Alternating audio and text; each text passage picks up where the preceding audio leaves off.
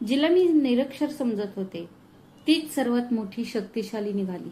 आई please माझ्यासमोर बोलू नकोस.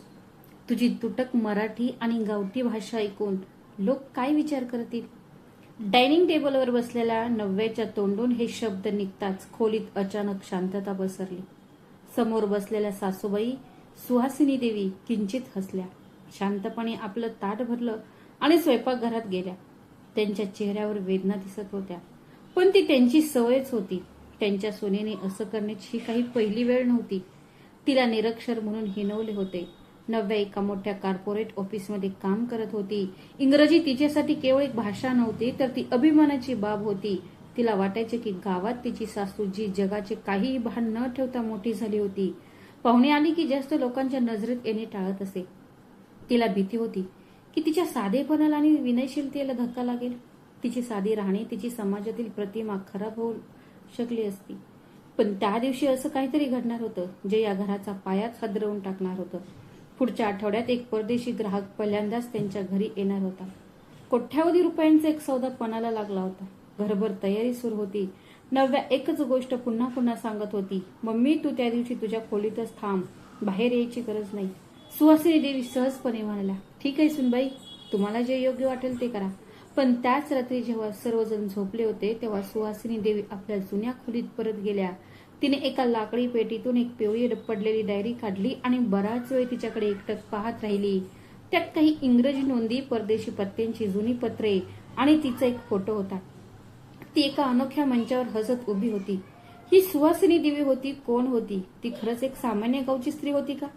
तिच्या भूतकाळात असं काही रहस्य दडलं होतं जे नव्याचं संपूर्ण भविष्य उघड करणार होतं. जग बदलणार होतं. आणि ज्या दिवशी परदेशी पाहुणे घरी आले त्या दिवशी सुनेच्या डोळ्यांसमोर एक असं सत्य उघड झालं ज्याने तिचा स्वाभिमान धुळीस मिळवला. सकाळचे 7 वाजले होते. अंगणातील तुळशीच्या रोपाजवळ उदबत्तीचा मंद सुगंध दरवळत होता. सुहासिनी देवी नेहमीप्रमाणे पूजा झाल्यावरती स्वयंपाकघरात शांतपणे चहा बनवत होती. वयामुळे तिच्या हातांवर सुरकुत्या पडल्या होत्या, पण तिच्या कामात अजूनही तीच चपळता होती. तळ्यात मागून एक मोठा आवाज आला, आई जेवणात जास्त तेल वापरू नकोस. मी तुला किती वेळ सांगितले. आजकाल कोणी इतकं जड जेवण खात नाही. नव्याला ऑफिसला जायची घाई होती आणि तिचा आवाज नेहमीप्रमाणेच ती चिडलेली होती. सुहासिनी देवी सहज म्हणाल्या, बाळा दक्षला लहानपणापासूनच बटाट्याची पुरी आवडते. पण नव्या मध्येच म्हणाली, तीच तर समस्या आहे. तुम्ही त्याला जुन्या गावच्या जेवणाच्या पद्धती शिकवल्या आहेत. दक्ष दारात उभा राहून ऐकत होता, पण तो नेहमीसारखा गप्प राहिला. त्याच्या आईवर प्रेम होते, पण पत्नीसमोर उघडपणे कधीही त्यांची बाजू घेऊ शकला नाही. गेल्या 2 वर्षांपासून घरातलं वातावरण असंच होतं. नव्या एक सुशिक्षित, हुशार आणि आधुनिक विचारांची मुलगी होती. लग्नानंतर तिने या घराचं चित्र पूर्णपणे पालटून टाकलं होतं. नवीन फर्निचर, नवीन सजावट, नवीन नियम आणि या नियमांच्या गर्दीत कुठेतरी सुहासिनी देवींचं स्थान लहान होऊ लागलं. एकेकाळी या घरातला प्रत्येक ठोका तिच्यापासून सुरू व्हायचा, पण आता ती एका कोपऱ्यात अडकली होती. जेव्हा नव्या तिच्या बोलण्याच्या पद्धतीची चेष्टा करायची तेव्हा तिला सर्वात जास्त दुःख व्हायचं. जर कधी तिच्याकडून एखादा शब्द चुकीचा उच्चार झाला तर नव्या किंचित हसून म्हणायची, अगं इथे मॅनेजमेंट नाही मॅनेजमेंट आहे. मग ती स्वतःशीच हसायची. कधी कधी तिच्या मैत्रिणी तिथे असायच्या आणि सुहासिनी देवी नुसत्याच फक्त हसायची, पण त्या हास्यामागे दडलेली वेदना कुणालाही दिसली नाही. त्या दुपारी नव्याच्या ऑफिसमधले मैत्रिणी घरी आल्या. ते सगळे इंग्रजी बोलत होते. तेवढ्यात सुहासिनी देवी पाणी ठेवायला आल्या आणि हळू आवाजात म्हणाल्या, हे घे बाळा, थोडे पाणी पी. नव्या लगेच म्हणाली, आई कृपया ते सोडून द्या, मी सांभाळून घेते. तिच्या मैत्रिणी नव्याचे बोलणे ऐकून हसत होत्या. जणू काही ती एका मोठ्या नामुष्कीतून वाचली होती. पण निघताना त्यांच्यापैकी एक मुलगी कुजबुजली, तुमची सासूबाई खूप शांत आणि प्रेमळ वाटतात. नव्या लगेच म्हणाली, ती नक्कीच सुंदर असेल, पण तिला जग काय आहे ते कळत नाही. त्या संध्याकाळी दक्ष खूप अस्वस्थ होऊन ऑफिसमध्ये परतला. कंपनीची सर्वात मोठी आंतरराष्ट्रीय बैठक त्याच्या घरी ठरली होती. ग्राहकांना भारतीय कौटुंबिक वातावरण हवे होते. नव्या उत्साही होती, कारण या संधीमुळे तिचा दर्जा उंचावू शकणार होता. मग तिची नजर अंगणात बसलेल्या सुहासिनी देवींवर पडली. ती एका जुन्या रेडिओवर बसून इंग्रजी बातम्या ऐकत होती. नव्या दचकली, पण पुढच्या क्षणी ती हसली आणि म्हणाली, मम्मी यातलं काही कळतंय का? सुहासिनी देवी हळू आवाजात म्हणाली, थोडंसं. नव्या मजेत म्हणाली, आई कृपया त्या दिवशी पाहुण्यांसमोर काही बोलायचा प्रयत्न करू नकोस.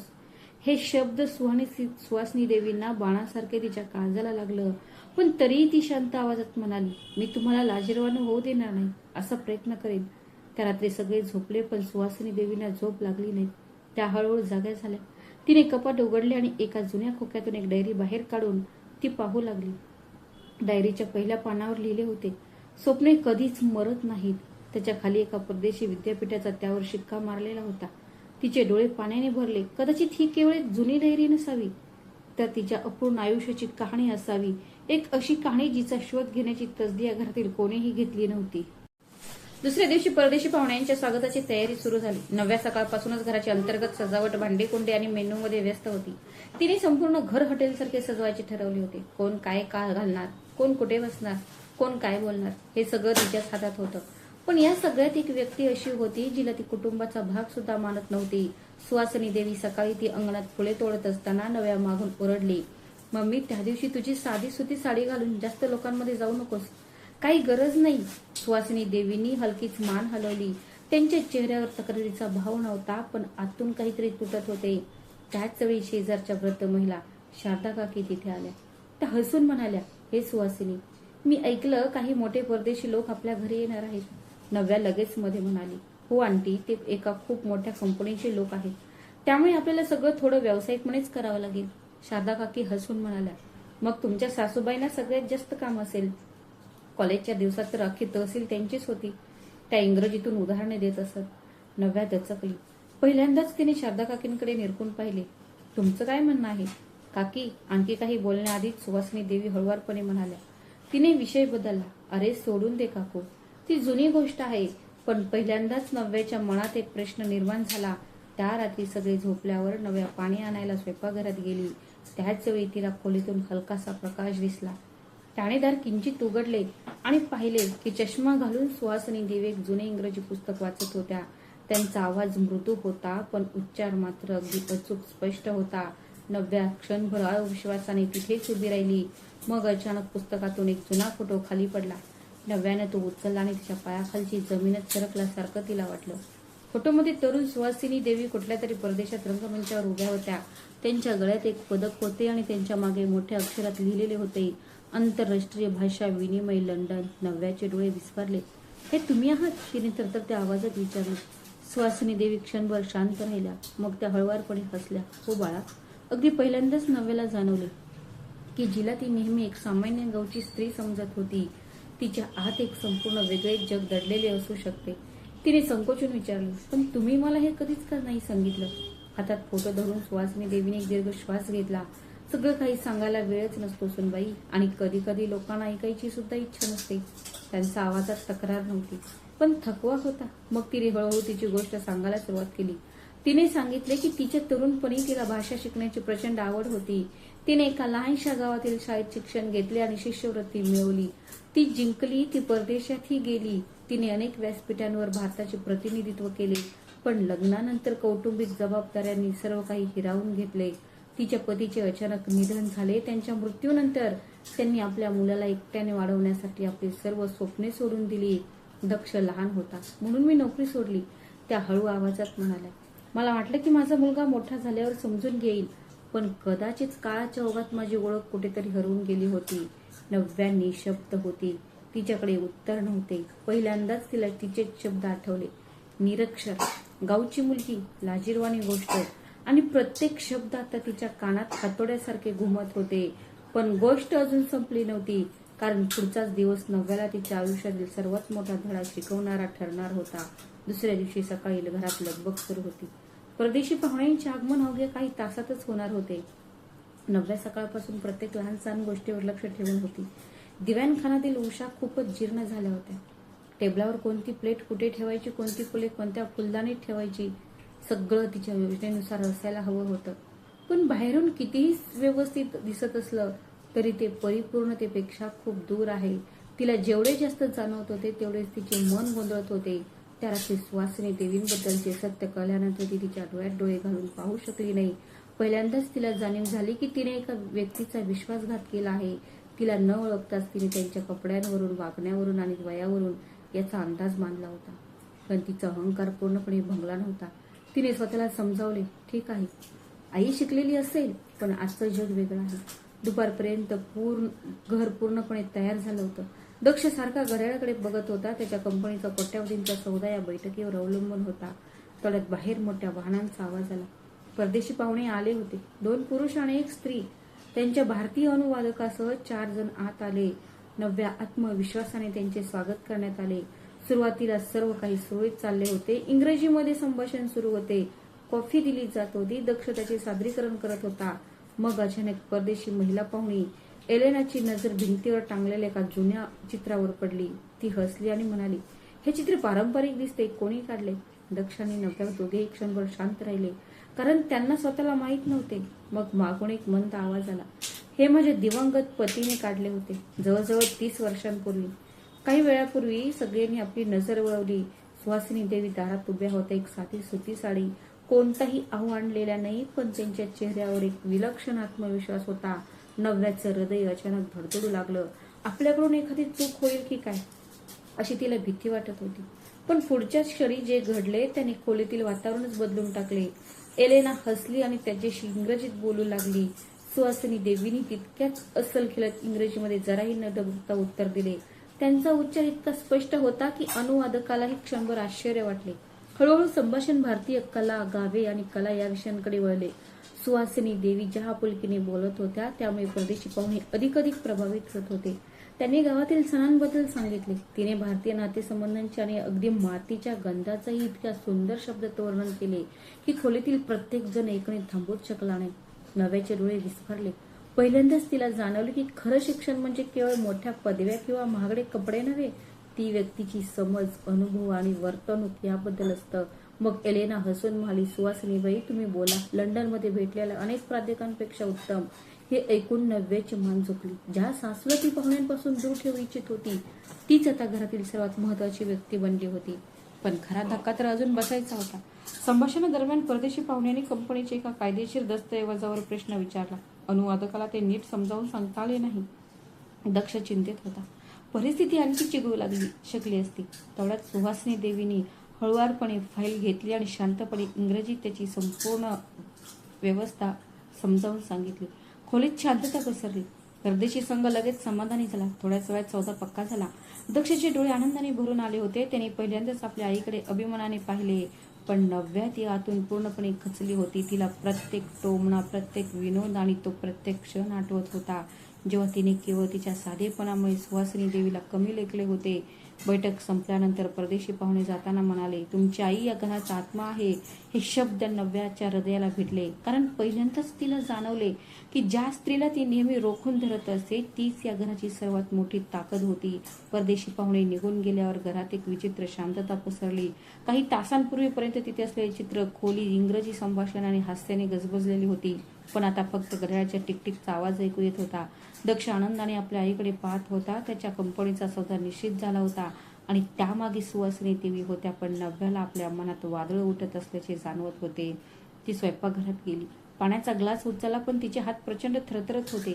अर्धे पाणी फरशीवर सांडले. तिचे दृश्य तिच्या डोळ्यांसमोर पुन्हा पुन्हा तळत होते. तिच्या सासूची स्तुती करणारे परदेशी पाहुणे, गप्प बसलेला अनुवादक आणि तिचे स्वतःचे डोके. पहिल्यांदाच तिला समजले की एखाद्या व्यक्तीचे खरे मूल्य त्याच्या कपड्यावरून, गावठी भाषेवरून किंवा आधुनिक दिसण्यावरून ठरत नाही. पण या जाणीवेबरोबरच तिच्या आत आणखी एका गोष्टीचा जन्म झाला. तिला लाज वाटत होती. एक खोल बोचरी लाज. जेवण वाढले होते. नेहमीप्रमाणे सुहासिनी देवी शेवटी बसल्या. त्याने अगदी सामान्य स्वरात विचारले, दक्षा बाळा, पाहुण्यांना जेवण आवडलं का? दक्ष हसला. आई, आज जे काही घडलं ते तुझ्यामुळेच. नव्या गप्प होती. त्याच्याकडे बघायची सुद्धा हिंमत तिची झाली नाही. तेवढ्यात सुहासिनी देवीने तिच्या ताटात भाजी वाढली. सुनबाई, तुम्ही सगळी तयारी खूप छान केली आहे, त्या सहज स्वरात म्हणाल्या. हे ऐकून नव्याचे डोळे पाणावले. ज्या बाईला तिने वर्षानुवर्ष हिनवले होते तीच आता तिचा सन्मान करत होती. तिच्या मनावरचा भार अचानक इतका जड झाला की तिला स्वतःला आवरता आले नाही. तिने थरथरत्या हाताने ताट खाली ठेवले आणि पहिल्यांदाच सासूबाईंसमोर रडली. आई, मी तुमचं खूप मोठं नुकसान केलं. तिचा आवाज कापत होता. मी तुम्हाला न समजता खूप काही बोलले. मला वाटलं की गावात राहणाऱ्या बायकांना काही कळत नाही. दक्ष आणि सुहासिनी देवी दोघेही शांत होते. नव्या त्यांच्या पायाशी बसून रडत होती. मला माफ करा, मी तुम्हाला नेहमीच एका लाजिरवाणी गोष्ट समजत होते, पण तुम्ही या घराचा अभिमान ठरलात. खोलीत काही क्षण शांतता पसरली. मग सुहासिनी देवीने हळूच आपली मान वर केली. तिच्या डोळ्यात अश्रू होते, पण त्यांच्या चेहऱ्यावरतीच तिने प्रेम स्पष्ट दिसत होते. त्या हळू आवाजात म्हणाल्या, माणसांकडून चुका होतात बाळा, पण प्रत्येकाला आपल्या चुका कळत नाही. तुला कळल्या ही खूप मोठी गोष्ट आहे. नव्याला रडू कोसळले. कदाचित तिच्या आयुष्यात पहिल्यांदाच तिचे अश्रू हे तिचा अहंकार भंग झाल्याचे लक्षण होते. त्या रात्री खूप काळाने घराच्या वातावरणात एक खराखुरा जिव्हाळा परत आला. पण गोष्ट इथेच संपली नाही. दुसऱ्या दिवशी सुहासिनी देवीने एक असा निर्णय घेतला ज्यामुळे नव्या पूर्णपणे बदलून गेली. सकाळी तिला तिची जुनी डायरी आणि काही कागदपत्रे सापडली. त्यांनी त्या वस्तू नव्याकडे ठेवल्या. त्यात परदेशी विद्यापीठांची प्रवेशपत्रे, पदकांची छायाचित्रे आणि अपूर्ण संशोधन होते. नव्या आश्चर्याने त्यांच्याकडे पाहत राहिली. आई, तुम्ही या गोष्टी कधी कोणाला दाखवल्या आहेत का? तुम्ही मला नाही सांगितलं, त्यांनी हळू आवाजात विचारले. सुहासिनी देवी हसल्या. कारण नात्यांमध्ये तू तुझं मोठेपण सिद्ध करत नाहीस बाळा, ते फक्त टिकवून ठेवते. हे शब्द थेट नव्याच्या हृदयाला भिडले. त्याग किती शांततापूर्ण असतो आणि महान माणसे कधी स्वतःची बडाई मारत नाहीत हे तिला पहिल्यांदाच समजले. त्या दिवसानंतर नव्या बदलू लागली. ती आता तिच्या सासूच्या बोलण्याकडे, अनुभवांकडे लक्ष दिले. घरात पहिल्यांदाच तिने जाहीरपणे सांगितले, माझी सासू ही माझी सर्वात मोठी प्रेरणा आहे. आणि हे ऐकून सुहासिनी देवींच्या डोळ्यात जी चमक आली ती त्या कथेचा सर्वात मोठा विजय होता. त्या रात्रीनंतर घरातील वातावरण हळूहळू बदलू लागले. भिंतीत त्याच होत्या, माणसे तीच होती, दिनचर्या तीच होती, पण नात्यांमधील जिव्हाळा मात्र वेगळा जाणवत होता. आता गोष्टी वेगळ्या वाटू लागल्या होत्या. सकाळी उठून फोन आणि ऑफिसच्या मीटिंगमध्ये स्वतःला गुंतवून घेणारी नव्या आता सर्वात आधी स्वयंपाकघरात जाऊन सुहासिनी देवींच्या शेजारी उभी राहायची. पूर्वी तिच्या सासूबाई जे काही बोलायचे ते सगळं तिला कालबाह्य विचार वाटायचं, पण आता त्याच गोष्टी तिला आयुष्याचे धडे वाटू लागल्या. पण सगळ्यात मोठा बदल तिच्या आवाजात झाला होता. आता कोणतीही सुव्यवस्था नव्हती, आपलेपणाची भावना होती. त्या सकाळीही सुहासिनी देवी शांतपणे पीठ मळत होत्या. तेव्हा नव्या मागून आली आणि म्हणाली, मम्मीजी, आज मी नाश्ता बनवते, तू बस. सुहासिनी देवी किंचित हसल्या. तुला ऑफिसला उशीर होईल बाळा. पण नव्या पहिल्यांदाच त्यांचा हात धरून म्हणाली, 2 मिनिट. जर तुम्ही तुमच्या माणसांसाठी थांबलात तर आयुष्य कधीच उशीर होणार नाही. हे ऐकून सुहासिनी देवींच्या डोळ्यात पाणी आले. कदाचित इतक्या वर्षानंतर कोणीतरी त्यांना केवळ एक जबाबदारी म्हणून नव्हे तर आपल्या स्वतःच्या माणसांप्रमाणे स्पर्श केला होता. हळूहळू नव्या घरातील अनेक जुन्या वस्तूंकडे नव्या दृष्टिकोनातून पाहू लागली. अंगणातील तो जुना रेडिओ ज्याला ती भंगार समजत होती, तो आता तिला खास वाटू लागला. कारण सुहासिनी देवी त्याच रेडिओवर इंग्रजी बातम्या ऐकत असत. तिने पूर्वी जपलेली ती जुनी डायरी तिला वाटले होते की ती एक निरुपयोगी कागद आहे, पण आता तो तिला खजिन्यासारखा वाटत होता. एके दिवशी कामावरून परत येताना नव्या एका सुंदर बॅग घेऊन आली. ती बॅग सुहासिनी देवींसमोर ठेवत म्हणाली, मम्मी कृपया हे उघड. आत एक अगदी नवीन लॅपटॉप होता. सुहासिनी देवी दचकल्या. हे माझ्यासाठी? नव्या हसली. हो, तू आमच्यासाठी तुझी स्वप्न सोडून दिलीस, आता तू ती परत सुरुवात करा. सुहासिनी देवी क्षणभर सनकडे एकटक पाहत राहिल्या. त्यांची बोटे किंचित थरथरत होती. इतक्या वर्षानंतर कोणीतरी त्यांच्यातील त्या स्त्रीला ओळखले होते, जी जबाबदाऱ्यांच्या ओझ्याखाली दबलेली होती. पण आता या वयात त्या हळू आवाजात म्हणाल्या. नव्या लगेच म्हणाली, स्वप्नांना वय नसतं मम्मी. त्याच संध्याकाळी नव्याने एक ऑनलाईन भाषा आणि तिने एक सांस्कृतिक कार्यक्रम शोधून आपले नाव नोंदवले. सुहासिनी देवींना विश्वासच बसत नव्हता की जी सून एकेकाळी त्यांना पाहुण्यांसमोर दूर ठेवत असे, तीच आता जगातील सर्वात मोठ्या मेळाव्याचे आयोजन करत होती. तिला ते सर्वांसमोर आणायचे आहे, पण कदाचित नियतीला त्यांचे नाते आणखी घट्ट करायचे होते. काही दिवसानंतर नव्या ऑफिसमध्ये एक मोठा सांस्कृतिक कार्यक्रम आयोजित करण्यात आला होता. वेगवेगळ्या देशातील लोक उपस्थित राहणार होते. अचानक कार्यक्रमाच्या आयोजकाने नकार दिला आणि कंपनीत गोंधळ उडाला. नव्या खूप अस्वस्थ झाली. मग तिला एक कल्पना सुचली. ती संकोचून म्हणाली, जर आईची इच्छा असेल तर. सुरुवातीला सर्वांना धक्काच बसला, पण त्यांना नाईलाजाने हो म्हणावे लागले. कार्यक्रमाच्या दिवशी सुहासिनी देवींनी एक साधी पण मोहक साडी नेसली होती. ती रंगमंचावर आली. सुरुवातीला तिच्या दिसण्याने लोक फारसे प्रभावित झालेले दिसले नाहीत, पण तिने रंगमंचावर पाऊल ठेवताच संपूर्ण सभागृहात शांतता पसरली. तिच्या आवाजात आत्मविश्वास, शब्दात गोडवा आणि विनोदाची एक सखोल जाण होती. तो एक हृदयस्पर्शी अनुभव होता. ज्या प्रकारे त्यांनी भारतीय संस्कृती आणि कौटुंबिक जीवनाचे सौंदर्य सादर केले ते ऐकून परदेशी पाहुणे मंत्रमुग्ध झाले. कार्यक्रमानंतर बराच वेळ टाळ्यांचा कडकडाट सुरू होता. नव्या गर्दीत उभी होती, आपल्या सासूकडे पाहत होती आणि तिच्या डोळ्यात अभिमानाचे अश्रू दाटून आले होते. तेवढ्यात तिचा बॉस तिच्या जवळ आला आणि म्हणाला, नव्या, तू खूप नशीबवान आहेस. सगळ्यांनाच अशी प्रेमळ सासू मिळत नाही. हे ऐकून नव्या हसली. कारण आज पहिल्यांदाच तिला जाणवले होते की तिने नुकतेच तिच्या सासूला सांगितले. स्वतःलाही ओळखा. त्या रात्री घरी परतताना कारमध्ये बराच वेळ शांतता होती. मग अचानक नव्या हळू आवाजात म्हणाली, आई तुझ्यासारखी असावी अशी माझी इच्छा आहे. सुहासिनी देवीने तिच्याकडे पाहिले. त्यांच्या डोळ्यात एक चमक होती आणि त्याच चमकेत अनेक वर्षांच्या दुर्लक्षानंतर त्यांना मिळालेला आदर स्पष्टपणे दिसत होता. वेळ हळूहळू जात होती. घरात पूर्वी असलेला कडवटपणा आता राहिला नव्हता. नव्या आणि सुहासिनी देवी यांच्या नात्यात एका नव्या पर्वाची सुरुवात झाली होती. पण कधी कधी आयुष्य सर्वात सुंदर क्षण देत नाही. आपले ध्येय गाठण्यापूर्वीच ही गोष्ट माणसाची नक्कीच परीक्षा घेते. त्या संध्याकाळी अचानक मुसळधार पाऊस सुरू झाला. दक्ष अजून ऑफिसमधून परत आला नव्हता आणि नव्या बाल्कनीत त्याची वाट पाहत उभी होती. तेवढ्यात नव्याला सुहासिनी देवी त्यांच्या खोलीत जुने कागदपत्र आणि फायली गोळा करताना दिसल्या. त्यांच्या चेहऱ्यावर किंचित काळजीचे भाव होते. नव्या आत गेली आणि तिने विचारले, आई सगळं ठीक आहे ना? सुहासिनी देवी क्षणभर शांत राहिल्या. मग म्हणाल्या, ही फक्त काही जुनी कर्जाची कागदपत्रे आहेत. नव्या दचकली. कर्ज? तिने तो शब्द पहिल्यांदाच ऐकला होता. हळूहळू सुहासिनी देवीने सत्य उघड केले, जे त्यांनी वर्षानुवर्ष सर्वांपासून लपवून ठेवले होते. दक्ष लहान असताना त्याच्या वडिलांचे अचानक निधन झाले. त्यामुळे घर चालवण्यासाठी त्यांच्याकडे पैसे उरले नाहीत. नातेवाईकांनी मदतीचे आश्वासन दिले, पण हळूहळू सगळेच तोंड फिरवू लागले. त्यावेळी दक्षवर एक मोठी शस्त्रक्रिया होणार होती. डॉक्टरांनी स्पष्टपणे सांगितले होते, वेळेवर उपचार न केल्यास मुलाचा जीव जाऊ शकतो. सुहासिनी देवीकडे पैसे नव्हते. तिने तिचे शिक्षण, परदेशात जाण्याच्या संधी, तिची सर्व पदके आणि तिच्या आईने दिलेले दागिने सुद्धा विकले. पण तरीही पैसे कमी पडले. अखेरीस फक्त आपल्या मुलाचा जीव वाचवण्यासाठी त्यांनी गावातील सावकाराकडून जास्त व्याजदराने कर्ज घेतलं. नव्या हे ऐकून थक्क झाली. दक्षाला कधीच कळलं नाही. तिने थरथरत्या आवाजात विचारले. सुहासिनी देवी किंचित हसल्या. जर आई आपल्या मुलाला स्वतःच्या वेदना सांगू लागली तर तिचं प्रेम कमी महत्वाचं ठरतं बाळा.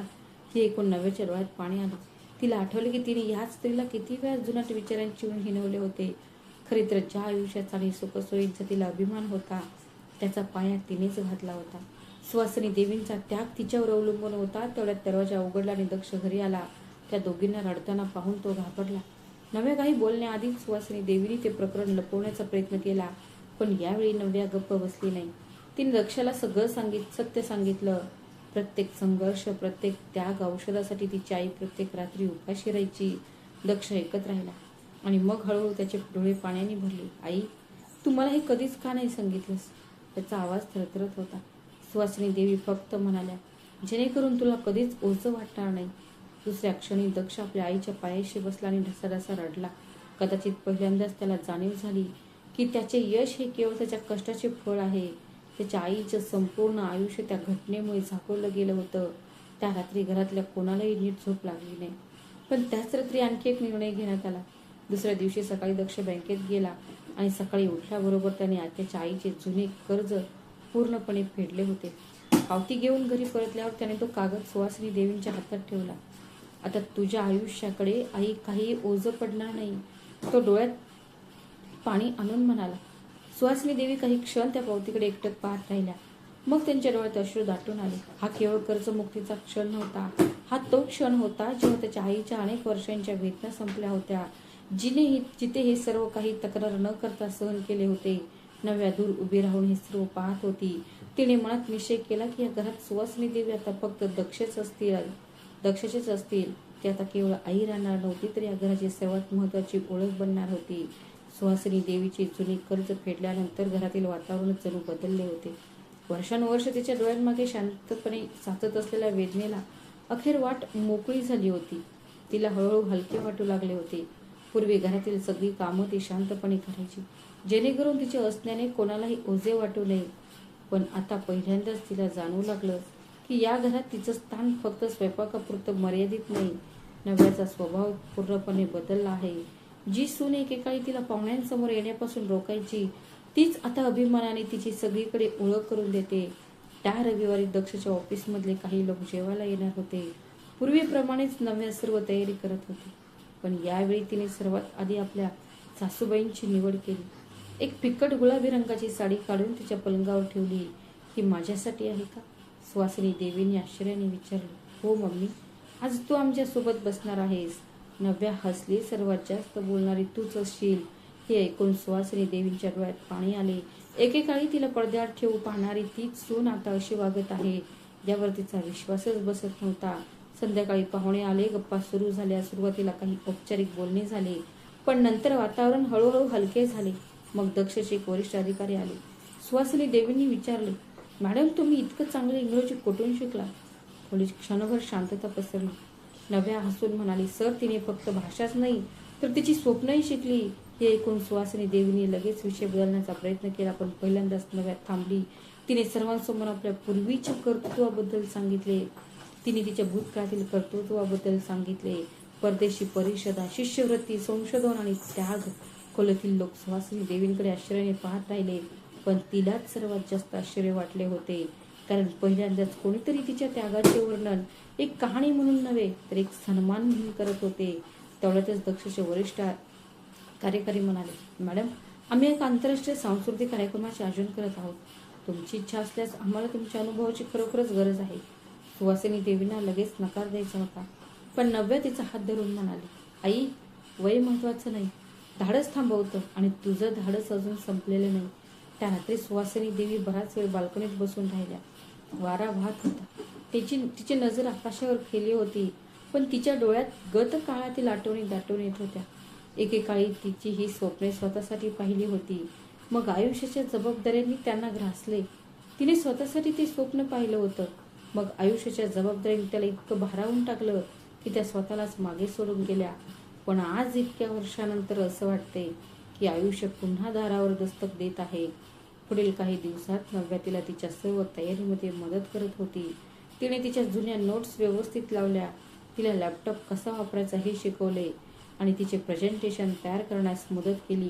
काही वेळा सुवासिनी देवीला अस्वस्थ वाटायचे. जेव्हा जेव्हा ती जायची तेव्हा नव्या म्हणायची, तू आयुष्यभर सगळ्यांची काळजी घेतली आहेस, आता स्वतःला एक संधी दे.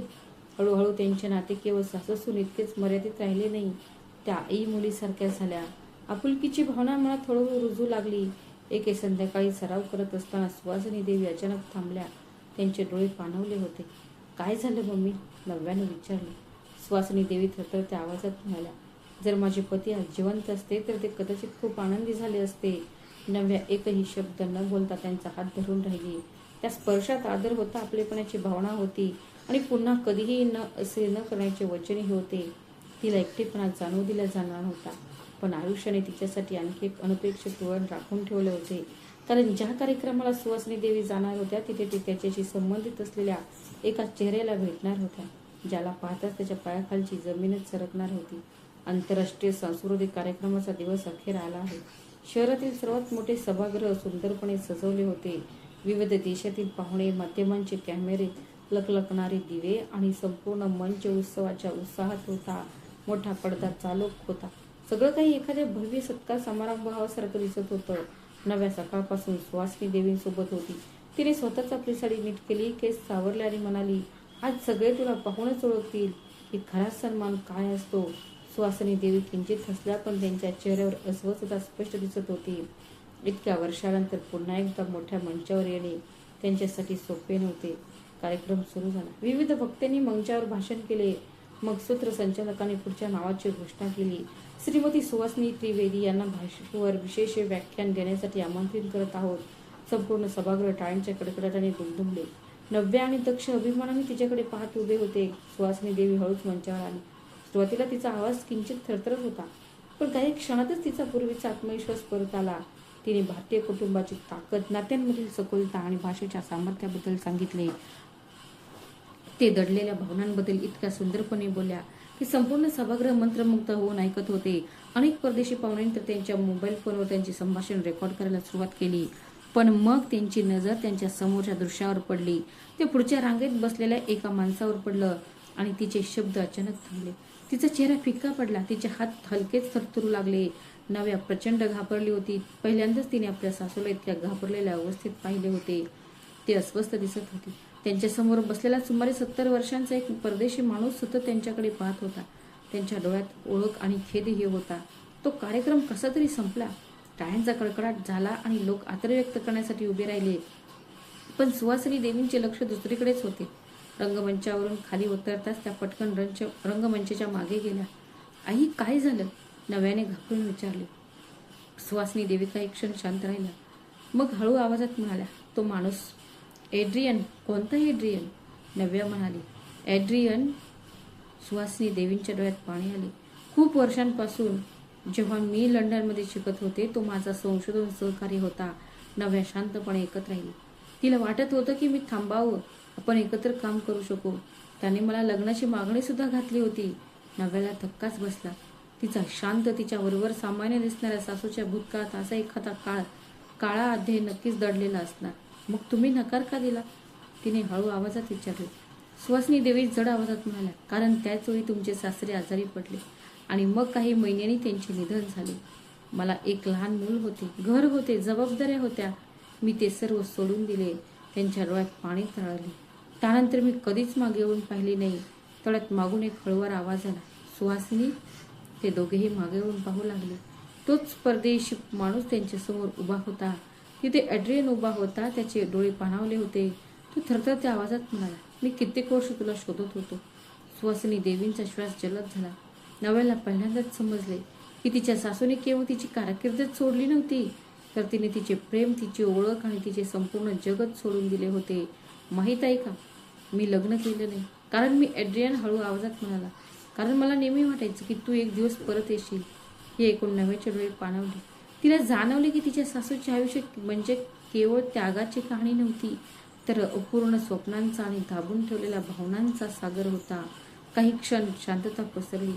मग सुहासिनी देवी स्वतःला सावरले आणि म्हणाल्या, आयुष्य आपल्याला नेहमी हवं तेच देत नाही, पण ज्या काही जबाबदाऱ्या आमच्यावर येतात त्या आम्हाला पार पाडाव्याच लागतात.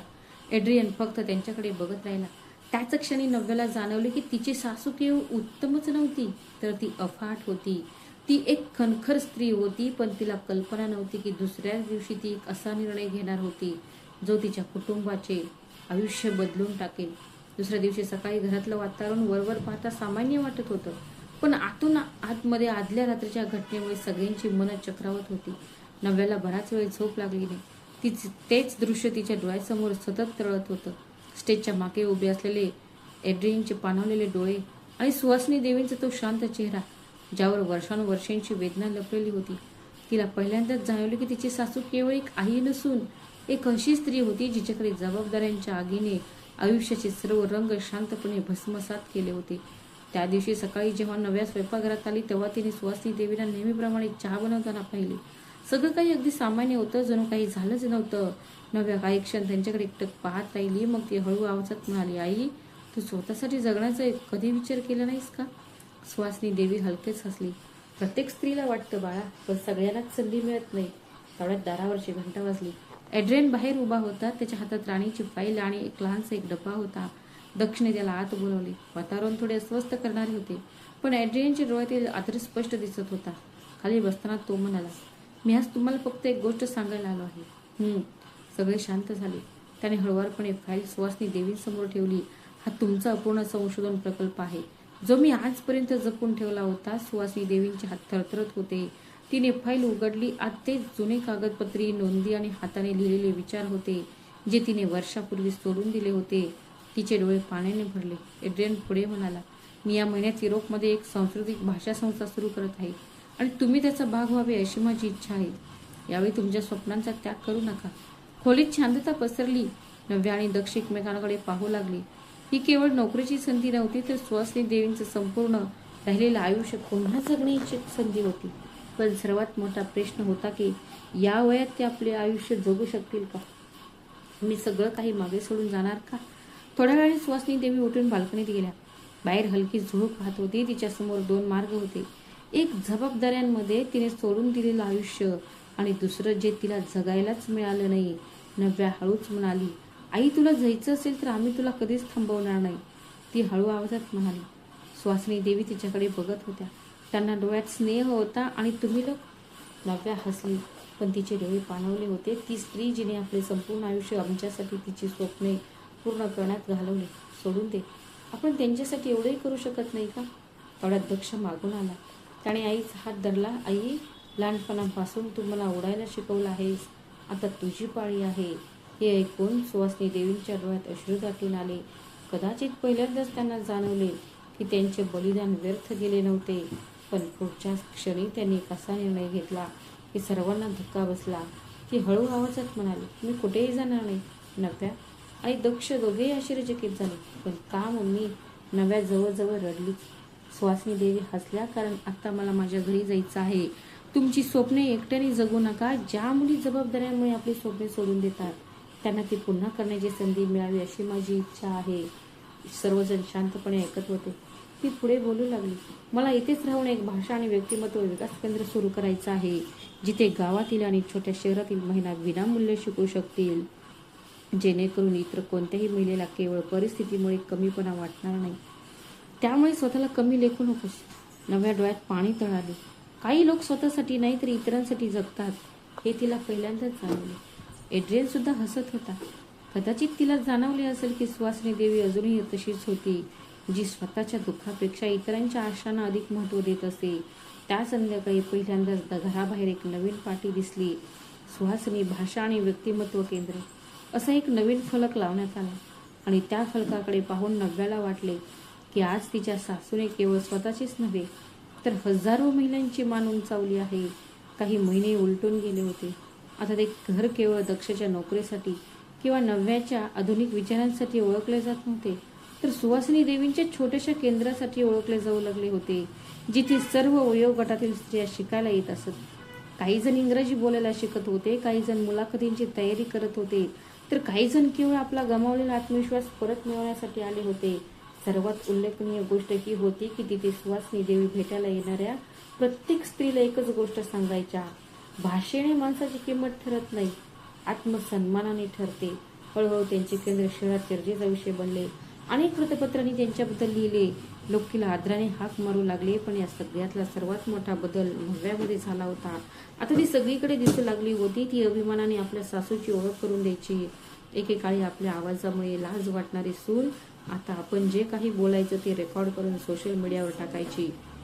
एके दिवशी नव्या तिच्या ऑफिसमध्ये होती. महिला सक्षमीकरणावर एक कार्यक्रम होता. अनेक यशस्वी महिलांना आमंत्रित करण्यात आले होते. अचानक आयोजक म्हणाले, तुमची इच्छा असल्यास तुम्ही माझ्यासारख्या व्यक्तीला मंचावर आमंत्रित करू शकता.